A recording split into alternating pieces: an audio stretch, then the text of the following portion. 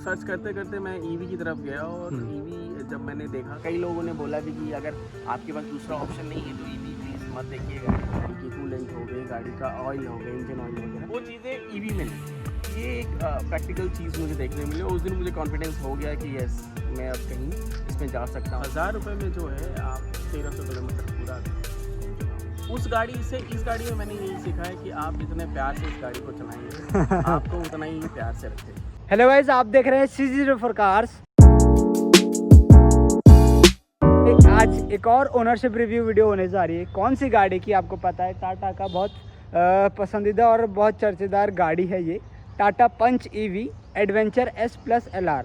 मतलब ये जो मिड वेरिएंट है, काफ़ी वैल्यू फॉर मनी वेरिएंट है और काफ़ी फीचर्स ऐसे आपको इसमें मिल जाते हैं जो आपके ज़रूरत पे जितना आपको चाहिए उतना काम का आ जाता है। इस गाड़ी का ओनरशिप रिव्यू रहने वाला है आज के वीडियो में। जानेंगे कि सर से इस गाड़ी को क्यों कंसिडर किया, क्या उनका यूटिलिटी था और क्या उनका मतलब चॉइस था। इसके अलावा ये जो गाड़ी है, प्लेटफॉर्म इसका नए प्लेटफॉर्म में पूरा बना हुआ है। पंच तो है ही दिखने में पूरा, लेकिन एक्टिव ईवी प्लेटफॉर्म में ये गाड़ी बनी हुई है। हमारे साथ है मोहित सर। मोहित सर, आपका बहुत बहुत स्वागत है। और सर, देख पा रहे कि जैसे कि आप गाड़ी टाटा पंच ईवी ओन करते हैं, तो सर इसका प्लान कैसे बना सर?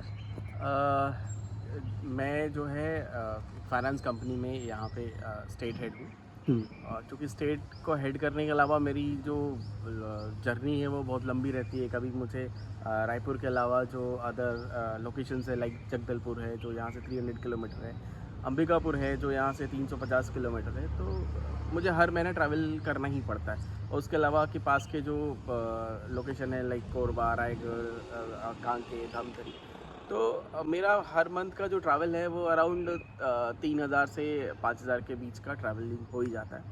मैं बहुत दिन से सर्च कर रहा था। इसके पहले जो मेरे पास कार थी वो जो सेडान थी, वो थोड़ा सा पेट्रोल कंजम्पशन ज़्यादा होता था और बहुत सारी कंडीशंस होते थे, वेदर्स कंडीशन एंड बहुत सारे कंडीशन पे मुझे फिर कॉम्प्रोमाइज़ करना पड़ता था।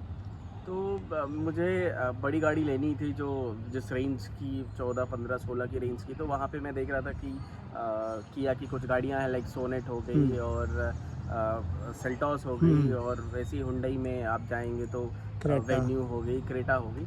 तो उस रेंज की जो गाड़ियाँ हैं, गाड़ियाँ लेने के अलावा भी आपको पेट्रोल का कंजम्पशन है वो भी आपको देखना पड़ता है।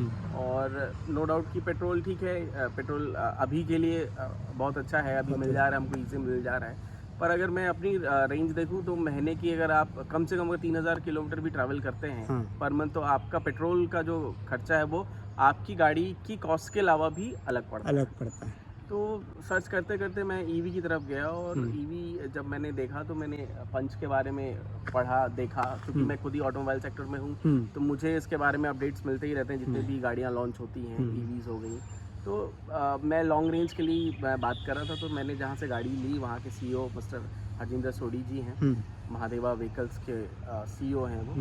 तो उन्होंने मुझे सजेस्ट किया और मैंने ये गाड़ी देखी और साथ में मुझे इसका जो लॉन्ग रेंज है जो कंपनी क्लेम करती है 421 किलोमीटर का, उसको उन्होंने बताया कि एक्चुअली मुझे वो 321 का लॉन्ग रेंज मुझे मिलने वाला है। तो मैं ये देखा कि 300 और 350 के बीच का अगर मुझे रेंज मिलेगा तो I will cover Ambikapur and Jagdalpur also. जैसे कि आपने बताया वीडियो के स्टार्टिंग में, आप एक सीडान ओन करते थे। कौन सी गाड़ी थी सीडान में? मेरे पास डिज़ायर थी, मारुति स्विफ्ट डिज़ायर थी। अच्छा, तो उस गाड़ी को आपने कितना टाइम तक रखा और कितना किलोमीटर चला? मैंने उसको 8 साल रखा और मैंने करीब 1.5 लाख किलोमीटर चला। डीजल थी? पेट्रोल थी। पेट्रोल थी। और एवरेज अराउंड नॉर्मली थी जो 14-15 का जो एवरेज आता है वो है। तो आप 1.5 लाख को आप अगर कैलकुलेट करो तो आप 15 का भी अगर एवरेज ले रहे हो, है ना, और 100 रुपये के लीटर के हिसाब से अगर आप पेट्रोल डलवा रहे हो तो आप सोच लो कि आपने कितना पेट्रोल डलवाया है ना। और उस पेट्रोल को फिर आप मल्टीप्लाई कर लो 100 रुपये से, तो वो इट वाज अराउंड 10 लाख के आसपास जो है वो खर्च बैठता है। साथ में गाड़ी में मेंटेनेंस है और आपका अगर आपको लंबी गाड़ी रखनी है, लंबी दूरी तक जाना है, तो एवरीथिंग, टायर हो गए, नॉर्मल गाड़ी की कूलेंट हो गई, गाड़ी का ऑयल हो गया, इंजन ऑयल वगैरह, ये सब भी आपको देखना पड़ता है। टाइम टू टाइम सब कुछ रखना पड़ता है, तभी जाके आप अपनी गाड़ी को अच्छी रख सकते हो। वो चीज़ें ईवी में नहीं है। ये एक बेनिफिट हो गया, एक अच्छा बेनिफिट है। और दूसरी ये है कि अभी ईवी को जो अगर मैं 300 किलोमीटर एक बार में 350 से 350 किलोमीटर अगर मैं चला रहा हूँ और इस गाड़ी को ऑलरेडी मैं आज लिए हुए मुझे आज 10 दिन हुए हैं और मैंने इन 10 दिनों में गाड़ी को 1300 किलोमीटर करीब चला दिया 10 दिन में 1300 किलोमीटर 1300 किलोमीटर। और इसी के टेस्ट ड्राइव करने के लिए ही मैं एक बार मैं मेरी वाइफ के साथ में लास्ट वीक हम लोग जो है अचानक से लास्ट वीक प्लान बना कि कहीं घूम आते हैं। हाँ और गाड़ी में 78% का चार्ज था और हम लोगों ने प्लान बनाया कि भोरमदेव घूम के आते हैं। 150 किलोमीटर है यहाँ से भोरमदेव। ठीक है। एंड आई ट्राइड कि कैसे मैनेज करें। वाइफ ने पूछा भी तो मैंने बोला कि चलो देखते हैं। तो मैंने फिर ईवी ग्रुप में सर्च किया एंड वहाँ से हम लोगों को तरपोंगी में एक ईवी स्टेशन मिला। हाँ और वहाँ पे मैंने 95% इसको चार्ज कराया।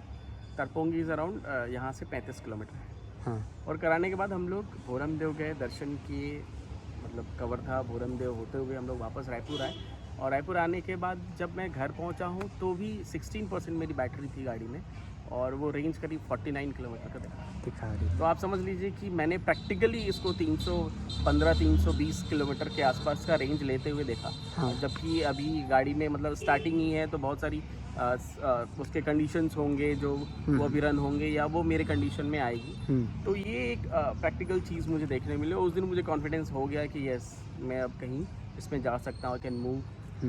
मेरा डेली का जो रनिंग है वो अराउंड 100 से 150 किलोमीटर का है, वो मैं बहुत अच्छे से मैनेज कर ले रहा हूँ। अच्छा मतलब सर मैं हाँ एक दिन चार्ज करके 2 दिन अच्छे से यूज़ कर ले रहा हूँ। अच्छा निकल जा रहे हैं। हाँ सर जैसे कि आपने बताया कि अभी रिसेंटली ट्रिप भी किया सर, उसमें जो आप बताया कि 95% तक आपने चार्जिंग किया, तो उस टाइम आपका चार्जिंग कितना टाइम कंज्यूम किया, मतलब उस चार्जिंग होने सिर्फ में? 15 मिनट 15 मिनट में 95%। सिर्फ 15 मिनट, क्योंकि 78 पे लेके गए थे। हाँ 78 पे मैंने यहाँ से स्टार्ट किया और तरपोंगी पहुँच तक मेरी गाड़ी जो है वो 69% पे आ गई थी। तो 10% गिरा था। हाँ 10%। तो मैंने 15 से 20 मिनट का स्लॉट रखा था और उतने देर में वो गाड़ी चार्ज हो गई। चार्ज होने के बाद में फिर हम लोगों को ऐसा लगा कि बहुत टाइम कंज्यूम करना पड़ेगा और कैसे करेंगे। हाँ तो प्रैक्टिकल अनुभव ये था कि 20 मिनट में हम लोगों ने अच्छा खासा चार्ज कर लिया। और ये गवर्नमेंट का बहुत बढ़िया है कि BPCL, HP, पेट्रोल हाँ। पंप, इन सब जगहों पे ये चार्जिंग स्टेशन अभी चालू हो गए हैं। इवन टाटा के भी हाँ। हैं बहुत से जगह। तो बड़ा अच्छा रहा वो हमारा जो सफ़र है। और ऐसा भी नहीं है कि हम लोगों ने कॉम्प्रोमाइज़ किया। सारी चीज़ें थी, क्योंकि गर्मी का समय है तो AC पूरा फुल टाइम AC चलाया हमने। बेटी मेरी छोटी है तो उसको म्यूज़िक वगैरह का बहुत शौक है, तो वो कंटिन्यू हम लोगों ने म्यूज़िक चलाया। AC था, इनफैक्ट मेरे साथ में मेरा पेट भी था तो वो भी घूम के आया, वो भी कंफर्टेबली बैठा। और बाकी फीचर्स तो बहुत अच्छे हैं। हाँ। कि अभी चूँकि नई टेक्नोलॉजी है, नया प्लेटफॉर्म है, हाँ। तो नो डाउट गाड़ी का तो कोई तोड़ नहीं है। और मैं चूँकि आप सबों से यही रिक्वेस्ट करूँगा हाँ। कि आने वाला जो फ्यूचर है वो इलेक्ट्रिक का ही फ्यूचर है। हाँ। और पेट्रोल वगैरह रहेंगी नहीं, तो this is the best choice. Sir एक एज एन EV ओनर लेने से पहले आपको कितना एंजाइटी था कि मैं इस गाड़ी को लूँगा और मेरा रनिंग हो पाएगा, प्रॉपर नहीं हो पाएगा, कहीं फंस तो नहीं जाऊँगा? तो एक एज अ ओनर कितना एंजाइटी रहता है, या फिर अभी भी वो है या नहीं है? लेने से पहले थोड़ी सी एंजाइटी थी, क्योंकि मैं जो है लोगों से देखता था, या मेरे घर में भी होता है कि हर घर पे बोल देते हैं क्या EV लोगे, बार बार चार्ज करना पड़ेगा, है ना। और EV बहुत सक्सेस नहीं है, जब सक्सेस होगा तो ही लेना है। तो मन में एक था कि क्या कर रहा हूँ मैं कि EV ले रहा हूँ। कई लोगों ने बोला भी कि अगर आपके पास दूसरा ऑप्शन नहीं है तो EV प्लीज़ मत देखिएगा। और लेने के बाद में मेरा मन जो है वो बदल गया, क्योंकि जो इसका जो चार्जिंग जो आप अगर देखेंगे तो 35 किलोवाट का इसका बैटरी पैक। 35 किलोवाट बैटरी, मतलब आपने अगर 0 to 100 किया तो आपके घर का यूनिट 35 यूनिट एक दिन में आपको खर्च होना है। 35 यूनिट में आप जो है 350 किलोमीटर का रेंज ले रहे हैं। तो 35 यूनिट में मतलब आपने अगर 35 यूनिट को 35 × 60 करेंगे आप, क्योंकि 0 पे तो नहीं रखते, 15 पॉइंट आपकी गाड़ी पे मिनिमम रहती है। तो आपने 30 यूनिट अगर खर्चा करे हैं, 30 यूनिट का कॉस्ट आता है एक हमारे यहाँ जो छत्तीसगढ़ का जो कॉस्ट है वो 7 रुपये। अगर 7 रुपये यूनिट है हमारा और 30 यूनिट हम लोगों ने खर्चा किया है, तो नॉर्मल 210 रुपये जो है हमारे बिल बनते हैं, और 210 पे गाड़ी की रेंज अगर 320 किलोमीटर है तो आप वो देखेंगे मोटा मोटी 70 पैसे से 75 पैसे का हमारा 1 किलोमीटर का खर्चा खर्चा आता है। और वही अगर आप जो है पेट्रोल गाड़ियों पे देख लें आपका कितना खर्चा होता है वो आप खुद ही कैलकुलेट कर सकते हैं। वो मोटा मोटी 7 से 8 रुपए का खर्चा पर किलोमीटर का निकलता है। तो वो एक बेनिफिट है। दूसरा बेनिफिट ये है कि आप कभी भी कहीं पे भी आइए जाइए, गवर्नमेंट का पेट्रोल पंप लगा हुआ है, पेट्रोल पंप में लगे हुए हैं, तो आप वहाँ पे जाइए। 1 घंटा आप नॉर्मली 300 किलोमीटर के बाद आप थोड़ा सा रेस्ट करते ही हैं, 1 घंटे रेस्ट करिए, 1 घंटे में आपकी गाड़ी चार्ज हो जाएगी, देन फिर आप फिर कहीं पे भी निकल जाइए। तो आपको आपके पॉकेट फ्रेंडली अगर मैं बोलूँ तो दिस इज गाड़ी है। सर ये आपकी प्राइमरी गाड़ी है या सेकेंडरी गाड़ी है? ये मेरी प्राइमरी अभी है। पहले तो मैं सोचता था कि सेकेंडरी रखूँगा, पर आज के डेट पे अगर मुझे सिटी और आसपास कहीं जाना हुआ तो मैं इसको प्राइमरी ही इसको यूज़ करूँगा। सेकेंडरी अगर मैं हो सकता है 1000 किलोमीटर जाऊँ तो एक बार मैं अभी के टाइम पे उसको यूज़ करूँ, क्योंकि अभी तुरंत मैंने इसको ख़रीदा है तो दिमाग से अभी तक उतरा नहीं है, जैसा कि आप क्वेश्चन पूछ रहे थे। तो हो सकता है कि कभी ख़त्म हो जाए तो मैं अपनी दूसरी गाड़ी बेच भी दूँ। कई लोगों का क्वेश्चन होता है ना कि ईवी रखने का मतलब एक प्राइमरी गाड़ी रखना ही पड़ेगा in terms of long journey अगर अपने को कंटिन्यू करना है, तो उस हिसाब से एक ऑडियंस का क्वेश्चन आ जाता है कि इसको प्राइमरी एज फैक्टर यूज़ करें या फिर सेकेंडरी फैक्टर? आप प्राइमरी भी यूज़ कर सकते हैं, क्योंकि ईवी स्टेशन हर जगह लग गए हैं, और ईवी स्टेशन में इसका जो 0 to 100 चार्ज जब ये डीसी करंट में लेता है तो 1 घंटे का समय लगता है। सिर्फ 1 घंटे में आपका 0 to 100 ये पहुंचा सकता है। तो 1 घंटे के समय में जनरली हम लोग कहीं चाय पीते हैं या कुछ ब्रेकफास्ट वगैरह कहीं कुछ करते हैं, तब तक 1 घंटा निकल जाता है। बातों में आपके 1 घंटे निकल गए और 1 घंटे में गाड़ी चार्ज भी हो गई। जब तक आप फ्रेशन अप हुए और गाड़ी में बैठे फिर आप 300 किलोमीटर का सफ़र कर सकते हैं। सर जैसे कि आपने बताया स्टार्टिंग में 1300 किलोमीटर अब तक आपने 10 दिनों में गाड़ी चला लिया है।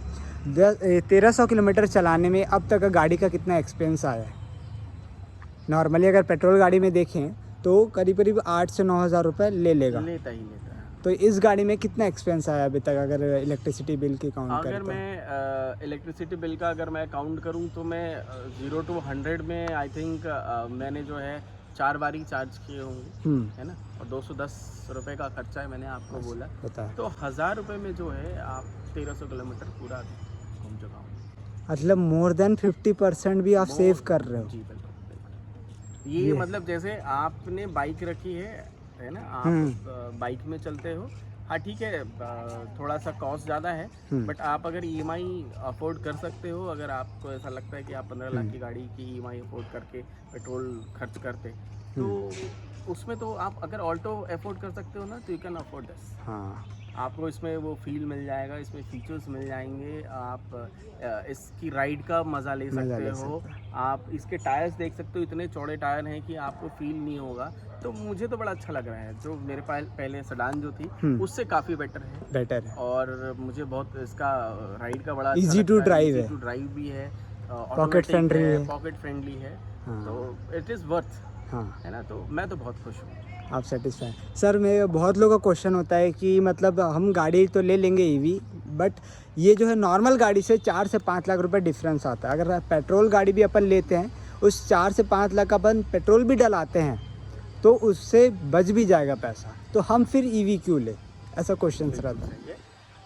आप अपना पैसे जो है पेट्रोल में वेस्ट अगर आप करते हैं, जैसे कि मेरी इसके पहले की गाड़ी थी जो उसको मैंने 1.5 लाख चलाया 8 साल में, और 1.5 लाख चलाने के बाद मेरी गाड़ी का कॉस्ट उस समय था 8 लाख रुपए, और मैंने उसमें 10 लाख रुपए और खर्च कर डाले, तो गाड़ी का टोटल कॉस्ट कितना हुआ? 18 लाख। अब 18 लाख में अगर मैं ये आज अगर 14 लाख की EV की बात करूँ आज के दिन पे, तो 14 लाख की EV और 18 लाख, उसमें कई बार मैंने टायर भी बदले होंगे। मैं तो सिर्फ पेट्रोल की बात कर, टायर बदले होंगे गाड़ी की, सर्विसिंग में, बहुत सी चीज़ों में मैंने खर्च किए होंगे। तो वो पैसे जब मैं थोड़ा थोड़ा करके खर्च करता हूँ ना, तो मुझे अभी समझ में नहीं आता, लेकिन बाद का जो कैलकुलेशन होता है वो मुझे समझ में आता है कि मैंने कितना पैसा खर्च कर डाला, और मुझे वो प्रीमियम रेंज भी नहीं मिल पाती। ठीक है, तो मैं इसीलिए यही बोलूँगा कि आप अगर ऑल्टो की लेने की सोच भी रहे होंगे ना, तो ऑल्टो के बजाय इसको खरीदें। ये आपकी पॉकेट फ्रेंडली है, आपको आने जाने का आपको बिल्कुल टेंशन नहीं लेना है, कभी भी आप निकल सकते हैं। चार्जिंग टाइम जो है 4 से 5 घंटे का ही है इसमें। जो फास्ट चार्जिंग है जो कंपनी देती है उसमें थोड़ा टाइम लग सकता है, लेकिन कंपनी एक और फास्ट चार्जिंग प्रोवाइड करवाती है, फास्ट चार्जर लगवाइए। फास्ट चार्जर से आप 4 से 5 घंटे में 100 जो है बिल्कुल 0 to 100 पहुंचा सकते हैं, और 100 के बाद अब 300 किलोमीटर आप घूम भी सकते हैं। तो 4-5 घंटे आप तो नॉर्मली हर आदमी 24 घंटे में 4-5 घंटे सोने में ही बिता देता है। हाँ। बस उस सोने का जो टाइम है, आपका रेस्ट करने का जो टाइम है, उतने देर में आपकी गाड़ी रेडी। चार्ज हो जाएगी। तो आप समझिए कि आप 20 घंटे ट्रैवल करिए और 4 घंटे की सर अभी तक आपको इस गाड़ी में बेस्ट फीचर क्या लगा है? मुझे इस गाड़ी का बेस्ट फीचर ये लगा, एक तो सस्पेंशन इसका बहुत शानदार है, हाँ इसके टॉर्क बहुत अच्छे हैं, हाँ और जब मैं इसको स्पोर्ट्स मोड में चलाता हूँ इट्स लाइक रॉकेट, मिनी मतलब, रॉकेट। हाँ, मैंने इनफैक्ट अपनी फैमिली के साथ में जब मैं गया, अपने पापा के साथ में एक बार गया, तो हाँ। उनको बिना बताए ही मैंने स्पोर्ट्स मोड ऑन कर दिया था, तो दे फील कि यार ये क्या हो गया करके। मतलब ऐसा लगता है जैसे रनवे में गाड़ी दौड़ रही है। हाँ। तो दैट इज़ ये मुझे बहुत अच्छा लगता है, क्योंकि आप हाईवे में फास्ट ड्राइविंग करते हैं। हाँ सर जी, आपने बताया बेस्ट फीचर, आपने बताया प्रैक्टिकल कितनी है, और आपने बताया पॉकेट फ्रेंडली कितनी है। Space, in terms of space गाड़ी में अगर फैमिली बड़ी है, फैमिली स्पेस पीछे कितना कंफर्टेबल बैठ पाती है? सामने का सीट तो कंफर्टेबल है, मैंने बैठा है, कोई दिक्कत नहीं आता, पीछे कितना कंफर्टेबल रह पाती है गाड़ी? वैसे भी मस्कुलर है और अच्छा खासा इसमें स्पेस है। हाँ मैं खुद डिज़ायर ओन किया हूँ, सेडान ओन किया हूँ, तो मुझे ऐसा स्टार्टिंग में ऐसा लगता था कि शायद स्पेस का मुझे कॉम्प्रोमाइज़ करना पड़े, बट पीछे एक बार ही बैठा मैं, बैठने के बाद मुझे स्पेस कभी कॉम्प्रोमाइज़ नहीं लगी है। हाँ और मैंने अपनी फैमिलीज़ को बिठाया, फ्रेंड्स को बिठाया, तो दे ऑल साइड की आप स्पेस में कोई कॉम्प्रोमाइज़ नहीं किया। 0 to 9 में 100 किलोमीटर का जो कंपनी क्लेम करती है, दैट इज़ इट, वो कर सकता है। कर सकते ये मैंने प्रैक्टिकली फील किया, क्योंकि मैं लॉन्ग ड्राइव करता हूँ तो मुझे थोड़ा स्पीड चलाने की गाड़ी की आदत है। और मैंने इसका मैक्स स्पीड जो है अभी 125 किलोमीटर ही ट्राई किया है। और आगे सर एज इन पेट्रोल गाड़ी से आईसी इंजन से ईवी में शिफ्ट होने के बाद ड्राइव में आपका क्या चेंजेस आया है, ड्राइव क्वालिटी में? हाँ, ये बहुत बढ़िया क्वेश्चन है आपका। पेट्रोल गाड़ी जब हम चलाते हैं तो ऐसा रहता है कि तुरंत स्पीड लेना होता है, उसकी टॉर्क अच्छी होती है, तो हम लोग गाड़ी को अच्छा मूव कर लेते हैं, अच्छा स्पीड दे पाते हैं। और जनरली गाड़ियों में जो लोग चलाते हैं उनको स्पोर्टी फील करना होता है, तो वो फील करने के लिए उस गाड़ी को वैसा रन करते हैं, अपने हिसाब से चेंज कर उसको सकते कर लेते हैं। हाँ। बात करें अगर ईवी की, तो ईवी में वो मोड तो है कि आप 0 to 9 जो है 100 किलोमीटर तो ले सकते हैं, ले सकते। पर उसके साथ में इसको काम ज़्यादा करना पड़ता है, बैटरी कंज्यूम ज़्यादा होती है। हाँ सो उस गाड़ी से इस गाड़ी में मैंने यही सीखा है कि आप जितने प्यार से इस गाड़ी को चलाएंगे आपको उतना ही प्यार से रखेगी। प्यार से, सही बात। ऐसा नहीं है कि आपको रेंज में कॉम्प्रोमाइज़ करना पड़ेगा और सब कुछ, पर हाँ, अगर आप बार बार अगर इसको पुश करेंगे तो आपको रेंज में कॉम्प्रोमाइज़ करना पड़ सकता है। तो उस चीज़ का आपको ध्यान रखना, और धीरे से जब आप इसके हैंडी हो जाते हैं तो एक तो आपको ऑटोमेटिक की फील होने लगती है, और दूसरा आप जो है बहुत अच्छे से गाड़ी को मूव कर सकते हैं, बहुत अच्छे से गाड़ी को चला पाते हैं। और जो एकदम रॉक वाली जो बात होती है, वहाँ से आप कूल हो जाते हैं। तो ये भी बहुत एक फीचर डिफरेंस है। हाँ, बहुत डिफरेंस आ जाता है ड्राइविंग में। बहुत डिफरेंस, बहुत आपकी ड्राइविंग बहुत स्मूथ हो जाती है। टाटा एक तो हमारा इंडियन ब्रांड है, हाँ दूसरा अभी के टाइम पे हाँ बहुत ट्रस्टेबल ब्रांड बन चुका है। और चूँकि मैं कार लोन ही, स्पेशल कार लोन ही देखता हूँ, तो टाटा के लिए मेरे को अब कोई डाउट नहीं है। मैं मारुति ओनर ज़रूर था, पर अभी टाटा ओनर बनने के बाद में मुझे वाकई में फ़ीचर्स बड़े अच्छे लग रहे हैं गाड़ी के। पहले हो सकता है कि उतने अच्छे फीचर्स ना आते हो, पर कुछ समय से जो टाटा ने जो बदलाव किया है गाड़ियों में, और जो कस्टमर की ज़रूरत के हिसाब से जो गाड़ी में फील जो आता है हम लोगों को, जो नॉर्मली लोग पहले हुंडई या होंडा में जाते थे कि गाड़ियों को वैसे डिज़ाइन किया जाता था, गाड़ी का एटमॉस्फेयर वैसे बनाया जाता था, but now Tata is best, so I will go for Tata. मैं सजेस्ट भी करूँगा टाटा लेने। सर बहुत बहुत धन्यवाद अपना एक्सपीरियंस शेयर करने के लिए। Thank you sir. तो ठीक है गाइस, होप करता हूँ कि आपको वीडियो पसंद आएगा। ये रहा सर का एक्सपीरियंस, 10 दिनों में 1300 किलोमीटर इन्होंने चलाया इस टाटा पंच ईवी को, और ये रहा पूरा एक्सपीरियंस। होप करता हूँ कि थोड़ा बहुत इन्फॉर्मेशन मिला होगा, तो वीडियो को लाइक करते हुए, शेयर करते हुए ज़रूर से जाना। मिलते हैं ऐसे नेक्स्ट वीडियो में, तब तक के लिए गुड बाय।